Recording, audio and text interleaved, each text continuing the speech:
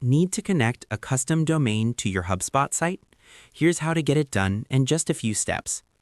To do that, first head over to your Hubspot settings by clicking onto this gear icon right there. Once you have clicked onto that particular icon, next thing you need to do is you need to head over to the content option, so you can scroll down and locate that particular option. Here's content right here. Let's expand it. Under that, you can see domains and URLs.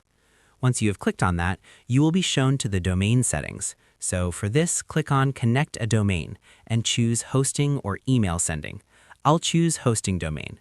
Click on Connect. Then enter right here the domain that you have chosen. So on my case, for example, let's choose right here this domain. After that, click on Next. And you can also enable automatic redirects and click on Next. From in there, this will check your records if it's available, or if you already have it right there, you can see this. So just click on I understand. And then you can just update this DNS record that you can see on your screen as well, and then add it on the hosting setup where you bought the particular domain. So that's all there is today, and I hope this video helped.